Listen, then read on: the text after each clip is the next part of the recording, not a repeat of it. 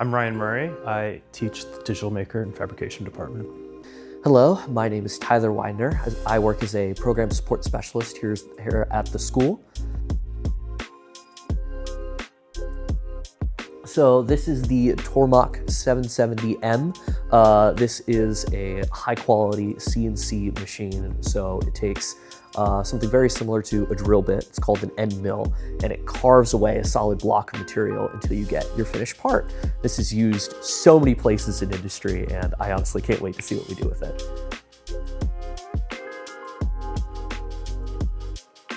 Yeah, so with the new CNC machine, our students are going to learn a bunch of stuff. We're going to start with, obviously, safety, biggest thing, and then we learn work holding, like how we keep our material from moving around on us when it's cutting, so that's really important.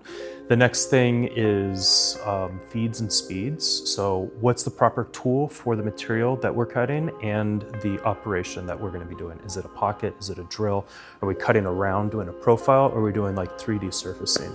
So they're going to have to make those choices. And then once they've made those choices, the speeds and feeds are how fast are we going to spin the bit, and then how fast are we going to move it through the material.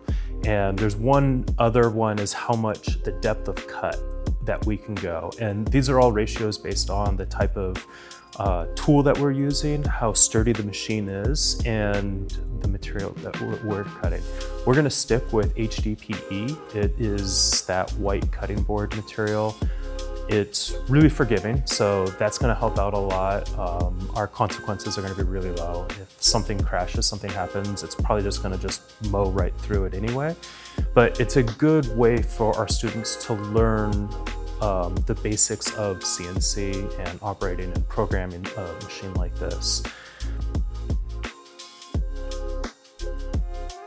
Yeah, so now that we have a CNC machine on campus, our students are going to be able to make a lot more things than what we could do with the 3D printers. Now, the 3D printers can make most of the stuff and probably more things than what this can, but the real caveat here is it's a solid material that can hold up a lot better than any 3D print. And so if our robotics department needs like a custom set of gears or something like that, a chassis for the robot, that can be machined here, no problem. So I really hope students with this make things that they just couldn't make elsewhere here on campus. The 3D printers, yeah, can do a lot, but CNC machining has the ability to be both more precise and produce more sturdy parts with a solid block of material. We don't have the hollow infill that a 3D printer would have, and we can also get down to much finer numbers. I've already started playing around with making custom printed circuit boards on this, which is a ton of fun.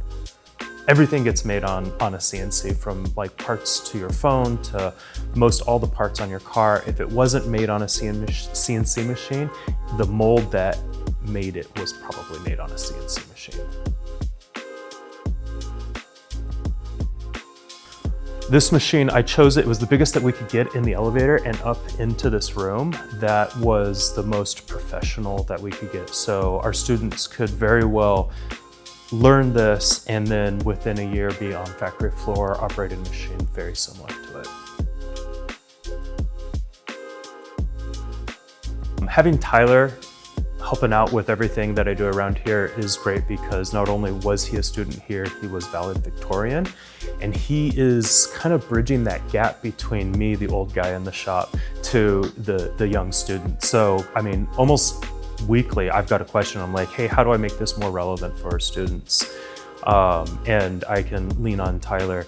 He's got that closer connection with them than I do, and so he can talk to them in a different way that they might understand a little bit better. Being able to continue help supporting and helping with the same labs that I learned in is like, it just feels natural, like helping take care of the space in that I grew up in, and like it's fun to be able to keep going up the next step. I started just learning on like the 3D printers over in the Maker Lab, and step by step I went up through these different tools, and now I get to help with this.